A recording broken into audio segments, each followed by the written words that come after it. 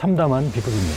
김건희 여사 명품백 수수 사건 종결 처리하는 과정에서 극심한 자괴감을 토로했던 것으로 현 정부 들어 법치가 어떻게 무너지고 있는지 단적으로 보여주는 시민을 무차별적으로 통신 조회한 게 드러나자 검찰은 적법한 수사라고 이거 미친 사람들 아닙니까? 더 극명한 사례는 김건희 여사 황제 조사입니다. 개반 규정을 따라서 진행한 것으로 특혜라고 생각하지 않습니다. 공정성이라는 형사사법 절차의 대원칙이 파괴됐기 윤 대통령은 김건희 특검법을 포함해 역대 가장 많은 15건의 거부권을 특검을 왜 거부합니까? 죄 졌으니까 거부하는 겁니다. 내키는 대로 거부권을 행사하겠다는 것만큼 반민주적인 사고도 올림픽에서는 선수들의 품격 높은 스포츠맨십이 감동을 자아냈는데 국정 운영에서는 야비한 권력의 아레나가 끝없이 펼쳐지고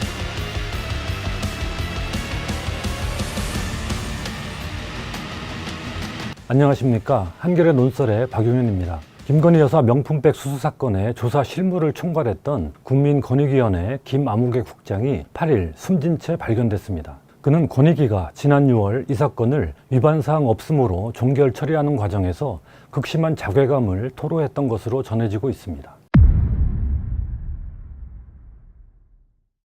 당시 권익위는 대통령 배우자에 대하여는 청탁금지법상 공직자 등의 배우자의 제재 규정이 없기 때문에 종결 결정하였습니다. 청탁금지법, 이른바 김영란법에는 공직자의 배우자가 금품, 선물을 받아도 처벌하는 조항이 없기는 합니다. 하지만 이것이 그런 행위를 해도 좋다는 뜻이 아니라는 건 삼척동자도 압니다. 실제 청탁금지법은 공직자의 배우자가 금품을 받았을 경우 해당 공직자는 그 사실을 인지하는 즉시 서면으로 신고하라고 규정하고 있습니다. 또한 그 금품, 선물은 지체 없이 반환하거나 거부 의사를 밝혀야 합니다. 이를 어길 경우 해당 공직자는 3년 이하의 징역, 3천만 원 이하의 벌금에 처하도록 규정돼 있습니다. 그러나 권익위는 김 여사가 명품백을 받은 사실을 윤석열 대통령이 인지, 신고했는지 조사하지도 않은 채 종결했습니다. 권익위가 결정할 때 표결까지 가가지고 9대6으로 결론이 났던 사안이거든요. 그러니까 수사기관에 이첩해야 된다는 위원이 6명이었고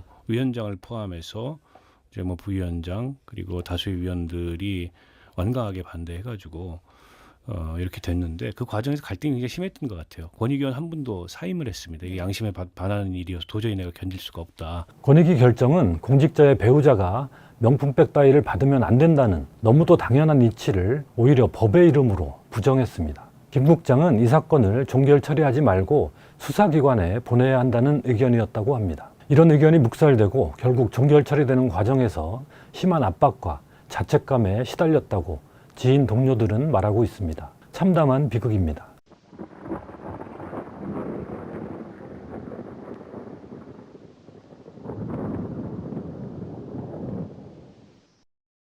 이 사건은 현 정부 들어 법치가 어떻게 무너지고 있는지 단적으로 보여주는 사례입니다. 법치라는 말은 형식적 법 규정만 따지는 게 아닙니다. 법 규정의 빈틈을 민주주의, 정의, 인권과 같은 대원칙으로 채워야 완성됩니다. 그러나 윤석열 정부에서 현실은 반대로 가고 있습니다. 법의 허점을 이용한 법기술이 법치라는 이름으로 판치고 있습니다.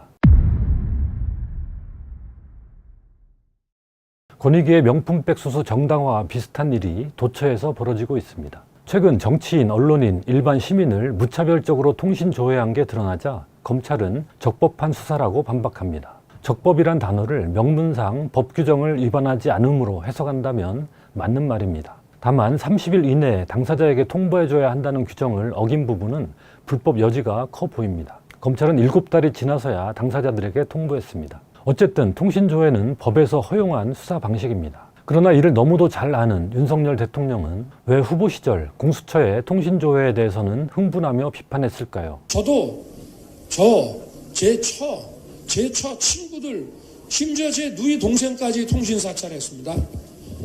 이거 미친 사람들 아닙니까? 국회의원 보좌관만 사찰해도 난리가 나는 것입니다. 원래 이 공수처장 당장 구속 수사해야 되는 거 아닙니까? 도대체 지금이 어느 때인데 이게 뭐 40년 전, 60년 전, 50년 전 일도 아니고 지금이 어떤 때 이런 짓거리를 하고 백주대낮에 거리를 활보합니까?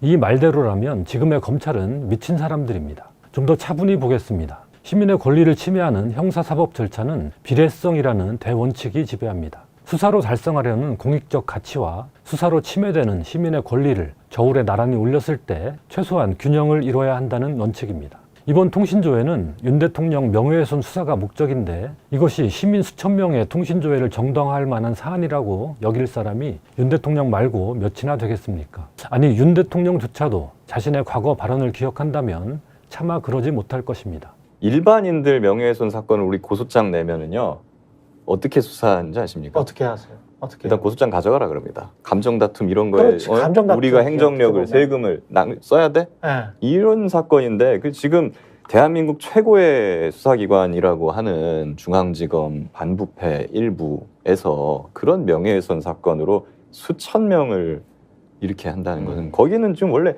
중대한 뇌물 범죄라든가 기업들의 어떤 뭐 엄청난 횡령 배임 범죄라든가 이런 걸 수사하라고 있는데 아니에요? 반부패잖아요. 그런데도 검찰이 형식적으로 법을 어기지 않았다는 핑계로 이런 식의 수사를 정당화하려 한다면 대안은 통신조회를 엄격히 제한하는 규정을 명문화하는 것뿐입니다. 판사의 영장을 받아야만 통신조회를 할 수 있도록 해야 합니다. 형식적 법치의 더 극명한 사례는 김건희 여사 황제조사입니다. 박성재 법무부 장관은 지난 7월 31일 국회 법제사법위원회에서 이렇게 말했습니다. 재반 규정을 따라서 그 규정에 따라서 진행한 것으로 생각하고 특혜라고 생각하지 않습니다. 조사 방식, 시기, 장소 등은 검찰의 재량일 수 있습니다. 그러나 이를 너무도 잘 아는 이원석 검찰총장은 왜 국민 앞에 사과했을까요? 우리 법 앞에 예외도, 특혜도, 성역도 없다고 말씀드렸습니다. 그러나 대통령 부인 조사 과정에서 이러한 원칙이 지켜지지 않았고 공정성이라는 형사사법 절차의 대원칙이 파괴됐기 때문입니다. 검사 출신 대통령의 부인이라는 신분 때문에 특혜가 주어졌다는 사실을 부인할 사람이 몇이나 되겠습니까? 이런 식의 수사를 규정을 따랐다는 이유만으로 정당화하려 한다면 대안은 비공개 출장 조사를 하지 말라거나 검사가 휴대전화를 뺏긴 채 조사해서는 안 된다는 따위의 규정을 일일이 명문화하는 것입니다. 검찰이 이렇게 모자란 조직입니까? 법은 이렇게 하라는 의무와 이런 건 하지 말라는 금지를 규정합니다. 하지만 그 사이에는 규정되지 않는 무한대의 여백이 남기 마련입니다. 재량의 영역입니다. 그러나 마냥 회색의 지대는 아닙니다. 앞에서 본 것처럼 공정성, 비례성 같은 더 큰 원칙들이 지배하는 영역입니다. 이와 달리 원칙을 내던지고 회색지대의 허점을 틈타 입속을 챙기는 건 모사꾼들이 하는 짓입니다. 그런데 국가기관마저 그런 행태를 대수롭지 않게 따라하는 게 현 정권의 두드러진 특징입니다. 방송통신위원회를 통한 방송장악이 대표적인 사례입니다. 법상 방통위는 5명의 상임위원으로 구성되며 이 가운데 2명은 야당이 추천하도록 되어 있습니다. 방송의 공공성을 보장하기 위한 최소한의 장치입니다. 그러나 현 정부 들어 방통위는 대통령이 임명한 2명만으로 운영되고 있습니다. 법은 방통위 회의의 의결 정족수를 출석위원이 아닌 제적위원 과반수로 정하고 있습니다. 일부 위원만 출석해서 의결이 이루어지면 소수의 독단이 가능하기 때문에 이를 막기 위한 규정입니다. 그런데 현 정부는 제적위원을 아예 2명으로 줄여놨습니다. 그 2명이 독단적 운영을 하고 있습니다.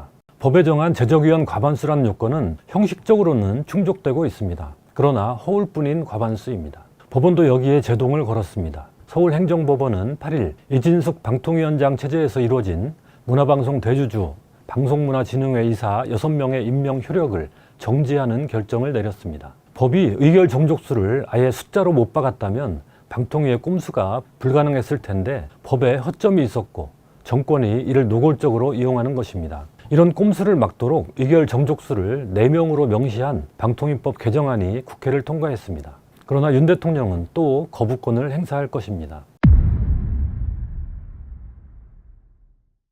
윤 대통령은 김건희 특검법을 포함해 역대 가장 많은 15건의 거부권을 행사했습니다. 헌법은 거부권을 행사할 수 있는 구체적 사유를 명시하지는 않고 있습니다. 하지만 입법부, 행정부 사이에 견제와 균형이라는 원리가 이 여백을 지배합니다. 입법부가 명백히 부당한 법률을 제정하려고 하는 경우에만 대통령이 거부권을 사용해야 합니다. 특히 김건희 특검법의 경우 도무지 거부할 명분을 찾을 수 없습니다. 윤 대통령 스스로 과거에 이렇게 말하지 않았습니까? 특검을 왜 거부합니까? 죄 졌으니까 거부하는 겁니다. 8일 최상병 특검법도 3번째로 발의됐습니다. 이번 특검법엔 이종호 등이 김건희 등에게 임성근의 구명을 부탁한 불법 로비 의혹 사건이 수사 대상에 추가됐습니다. 김 여사가 수사 대상에 포함된 것입니다. 이 역시 거부할 가능성이 높습니다. 그러나 헌법에 거부권 행사를 제한하는 규정이 없으니 내키는 대로 거부권을 행사하겠다는 것만큼 반민주적인 사고도 없습니다. 한 국가의 원수가 이렇게 천박한 인식을 가져서야 되겠습니까?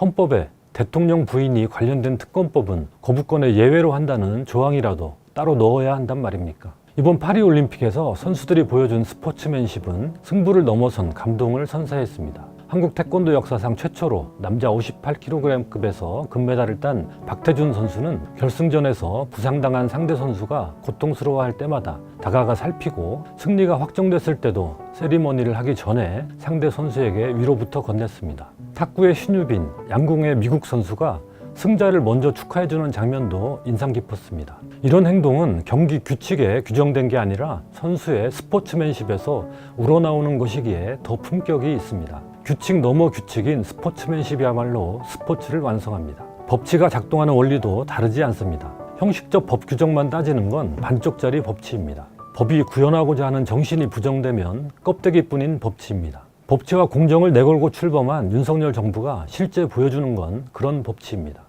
대통령부터 검찰, 권익위까지 법의 회색지대에 숨어 법의 본령인 민주주의와 정의, 인권을 유린하고 있습니다. 올림픽에서는 선수들의 품격 높은 스포츠맨십이 감동을 자아냈는데 국정 운영에서는 야비한 권력의 아레나가 끝없이 펼쳐지고 있습니다. 대한민국의 참담한 현실입니다.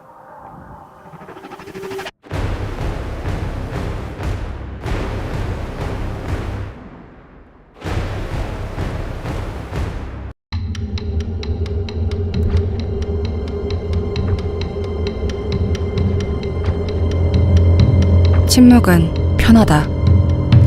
하지만 질문 있습니다. 침묵이 만드는 변화는 없다. 한결의 서포터즈 벗